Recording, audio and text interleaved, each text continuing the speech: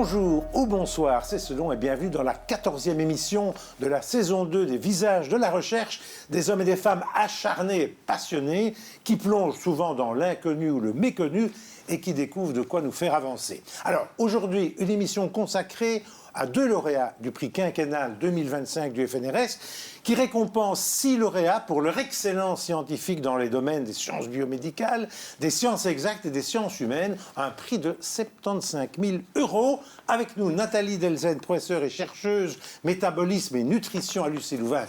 Bonsoir, bonjour. Alors, vous êtes prix quinquennal, c'est une sorte de petit Nobel. Vous êtes une chercheuse, on peut le dire, renommée internationalement. Mais oui, mais ça, c'est, je veux dire, le devoir presque de toute chercheuse ou de tout chercheur quand même d'être positionné au niveau international. Oui, enfin bon.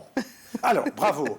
Donc, au début dans votre vie, des études de pharmacie et déjà très vite, un zoom vers l'alimentation et les rapports avec la flore intestinale qui ont suscité votre intérêt, voire votre passion, le microbiote. Oui. Mais quand vous avez commencé le microbiote, c'était pas tellement connu. Vous avez été là, encore une fois, précurseuse. Mais là, je crois effectivement, mais maintenant, la recherche, il y a toujours une part de chance et surtout des personnes qui sont derrière vous et qui vous soutiennent et qui vous poussent à aller dans vos retranchements. Et j'ai eu cette chance d'avoir comme promoteur de thèse puis postdoc le professeur Marcel Robert Froid. Oui. Et donc, qui m'avait donné à un moment, je vais dire, un produit nutritionnel qui était inconnu jusqu'à présent.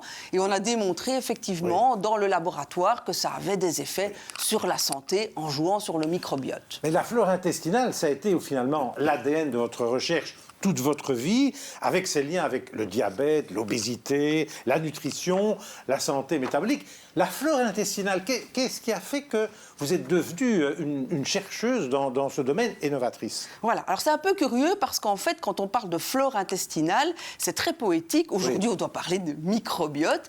Et donc, on fait référence en fait à ces 100 000 milliards de bactéries qui colonisent l'intestin et qui étaient univers. Un véritable univers, un microcosme que nous abritons, voilà, et que nous devons nourrir par ailleurs. Mais c'est vrai que je ne suis pas microbiologiste au départ. Et donc, on a toujours collaboré avec des microbiologistes qui connaissent bien l'histoire. Et ça a commencé dès le départ avec des microbiologistes en Angleterre. Et donc, la carrière internationale s'est un petit peu faite au fur et à mesure, dès le départ de la recherche. Alors, vous avez aussi étudié, j'ai envie de dire, l'axe intestin-foie, intestin-tissu adipeux, intestin-muscle et intestin-cerveau.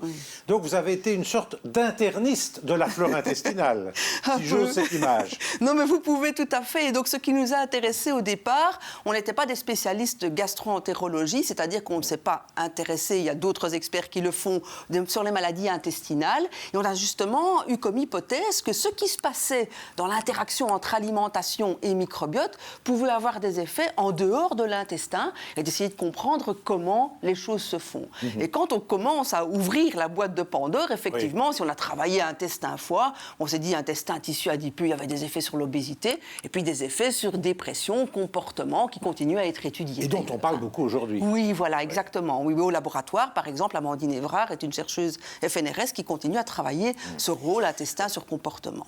Alors, la question, évidemment, à poser à la chercheuse, c'est le microbiote idéal, c'est quoi? Est-ce que ça existe? Il n'a pas encore été codifié, on ne le connaît pas. Et donc, effectivement, il y a certaines composantes de bactéries qu'on retrouve dans l'intestin de tout le monde et qui ont des rôles très importants, qui nous aident à stimuler notre système immunitaire, garder les fonctions barrières de l'intestin. Mais on ne connaît pas encore, je veux dire, le microbiote parfait.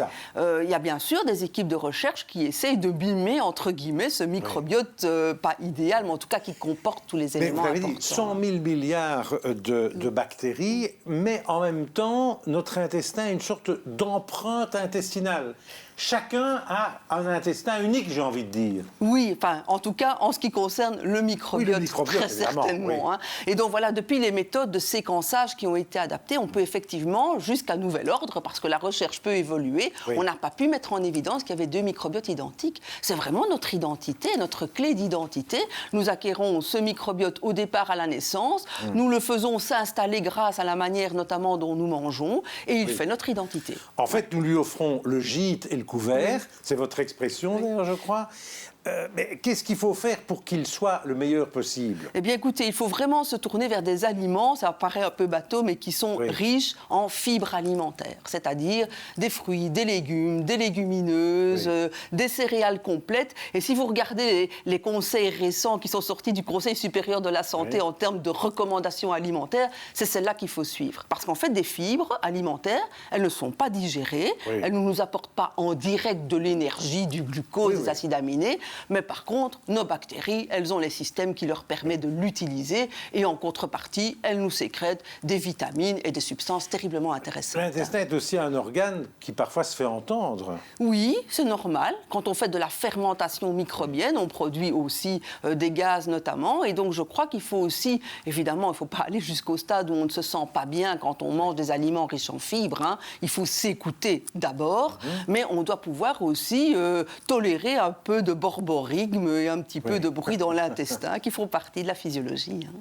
Alors, il y a aussi une chose que j'ai apprise en étudiant votre dossier, c'est que bientôt, il y aura la possibilité de don de sel ou de sel comme médicament, de faire des espèces de transferts fécals de microbiote qui déjà existent dans certains domaines. Oui, c'est ça. Hein. Pour certaines maladies infectieuses qui résistent à des traitements antibiotiques, maladies infectieuses de l'intestin, je veux dire, ça a quand même, montré ses preuves, en fait, que le transfert de microbiote de personnes saines à des personnes malades peut vraiment améliorer la situation. Mais c'est loin d'être un médicament en tant que tel. Hein. Dans le domaine du diabète, il y a une équipe hollandaise qui a montré, l'intérêt de pouvoir réguler, par exemple, sa glycémie en faisant du transfert de microbiote chez des personnes diabétiques. Ça se fait concrètement, ce transfert? Mais en fait, ce que vous faites, il y a différentes manières de faire, hein, donc des protocoles différents aux États-Unis, en Chine et en Europe. Mais donc, normalement, on vous fait en fait un transfert par voie entérale d'un microbiote sain.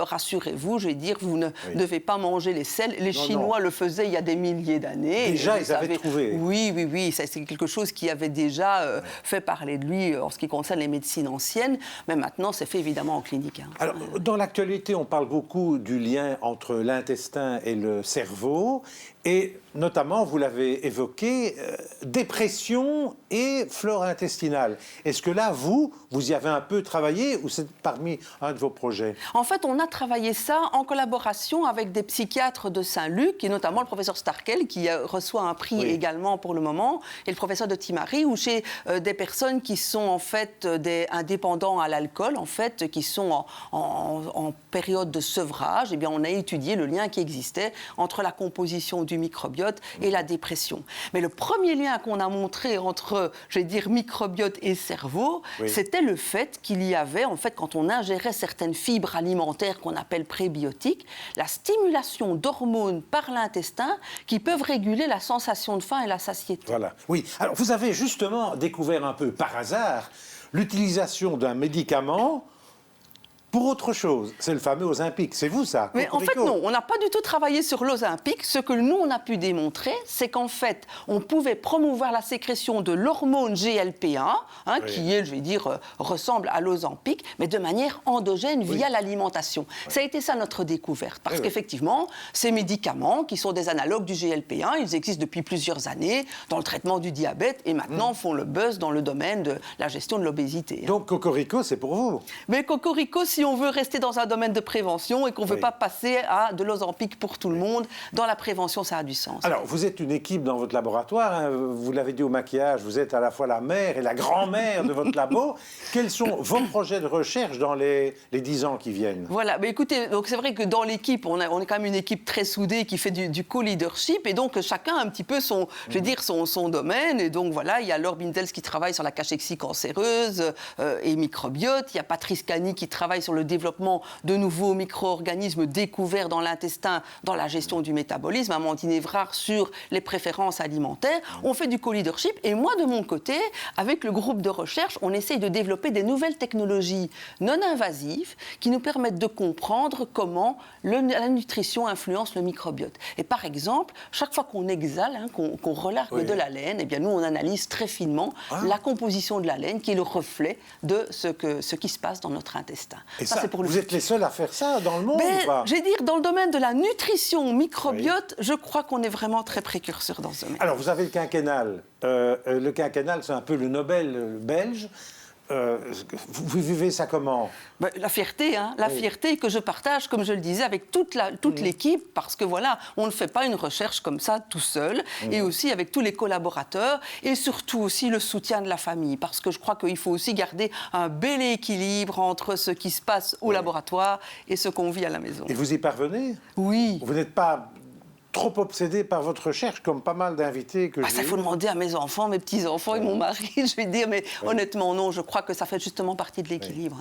Quel est le cadre où votre esprit carbure le mieux et vous offre des idées, des concepts et des pistes? Moi, j'aime bien me promener dans la nature, parce que j'estime quand même que, voilà, il faut, s'oxygéner, je crois que c'est très important. Et alors, quand on regarde finement ce qui se passe, les plantes, je vais dire, les petites bêtes qui sont là, il y a là tout ce microcosme qui est présent sous nos pieds. Et parfois, ça m'a donné des idées, effectivement, de voir la manière dont une fourmilière se passait. Je me suis dit, tiens, il y a peut-être une analogie avec ce qui se passe dans notre intestin. Alors, quand on étudie le microbiote 24 heures sur 24 depuis un certain nombre d'années, est-ce que soi-même, on est un peu obsédé dans son alimentation, ou bien, de temps en temps, oh là, vous prenez un ennemi de votre microbiote?